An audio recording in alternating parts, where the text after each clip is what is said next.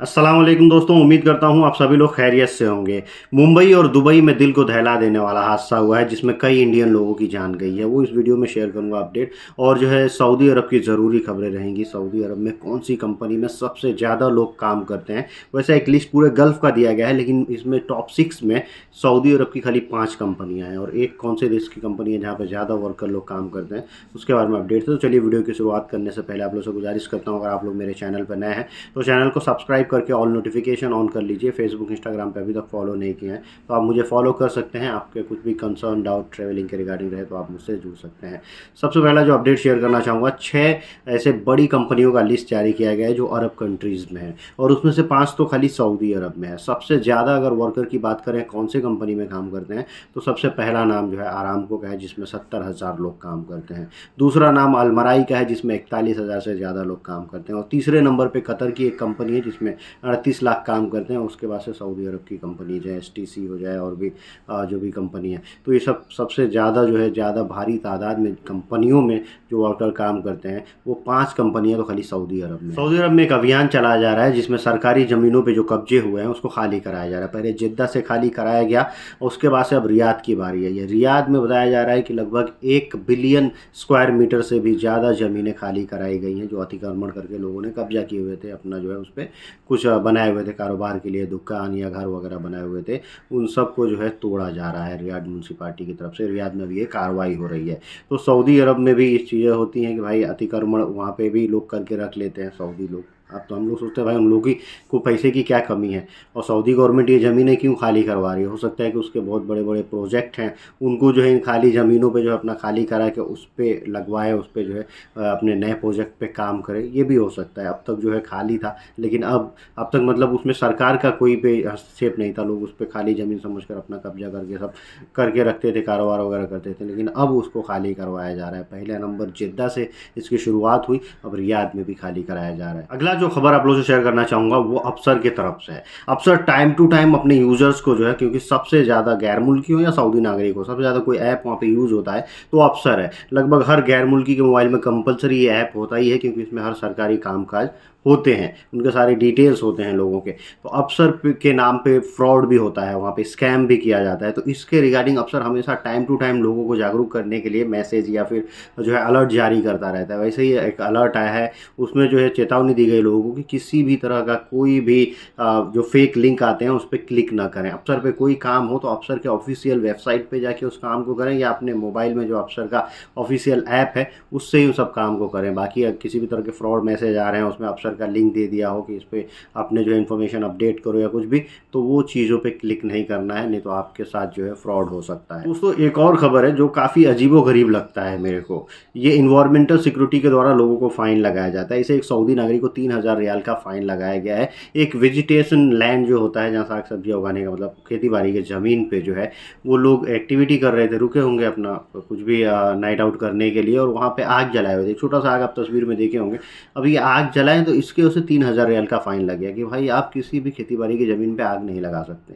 अब ये गैर मुल्की लोग अगर ऐसा करते हैं, ज़्यादातर गैर मुल्की लोगों को आइडिया ही नहीं होगा ना कि भाई ये क्या है, ये किसी रॉयल रिजर्व की ज़मीन है, क्या ज़मीन है, यहाँ पे मैं आग लगा सकता हूँ, थोड़ा सा आगजनी करके थोड़ा हाथ वाथ सेक सकते हैं या चिकन मटन वगैरह भून के खा सकते हैं। ऐसा कुछ उन लोगों को नॉर्मल लगेगा क्योंकि इंडियन पाकिस्तानी यहाँ पे जो भी लोग हैं तो अपने देश में ऐसे करते हैं, हर जगह कहीं भी जाके कोई रोक टोक नहीं होती है। लेकिन वहाँ पे रोक टोक के साथ साथ जो है इतना ख़तरनाक फ़ाइन है कि लोगों की 1-2 महीने की सैलरी इसमें चली जाए। तो ऐसा जो है मैं इसके लिए शेयर करता हूँ कि गैर मुल्की अगर गलती से भी ऐसा करना चाहें तो ये अलर्ट अगर उन तक पहुँचे तो वो सोचे कि भैया हमको ये सब नहीं करना है, जो भी करना है अपने घर वर में ही हीटर वगैरह जला के हाथ वाथ सेक लेंगे, बाहर जाएंगे तो ये आगजनी और ये सब चीज़ें नहीं करेंगे और किसी भी रॉयल रिजर्व में ठहरने का या कैंपिंग करने का कोशिश नहीं करेंगे। दोनों में 3-3 हज़ार रियाल का फ़ाइन लगता है। एक खबर आई है ताबुक से। ताबुक में एक सऊदी नागरिक, जिसके लड़के को एक सऊदी नागरिक ने ही किसी भी डिस्प्यूट के चलते या किसी आपसी मतभेद के चलते मौत के घाट उतार दिया था। फिर उसको जो है जिसने मारा था उस आदमी को मौत की सज़ा सुनाई गई थी ताबुक कोर्ट के ये में।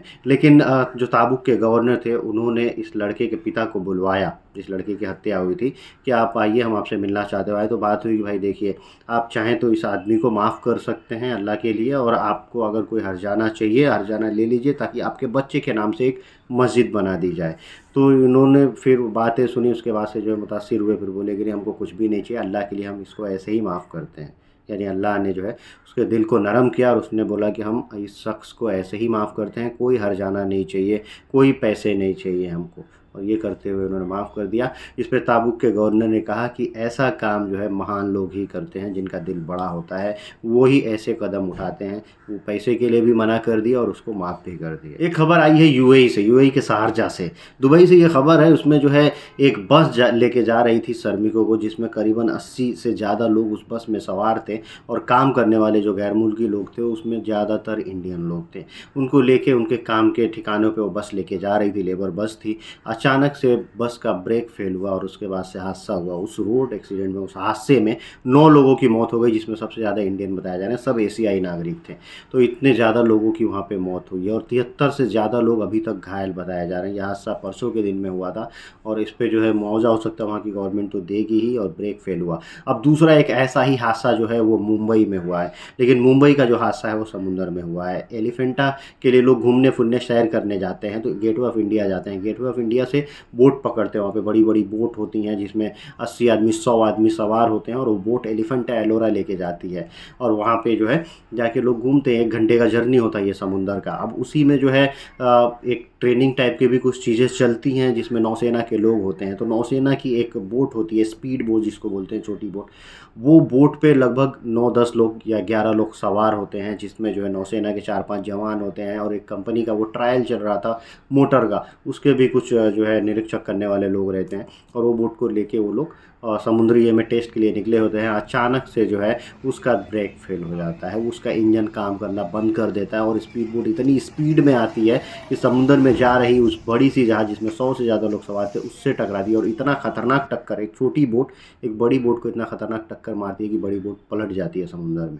वो पलटने के वजह से जो है उसमें सारे लोग समुद्र में डूबने लगते हैं। लगभग 13 लोगों की मौत होती है, जिसमें जो बड़ी बोट पे सवार 10 लोग की मौत हुई है, और जो स्पीड बोट थी उसमें नौसैनिक जो लोग थे, 3 नौसैनिक लोगों की जान गई है, और लोगों की तलाश समुद्र में जारी थी। कल का ये मामला बताया जा रहा है। अब इस पे जो है एक्शन लिया गया है।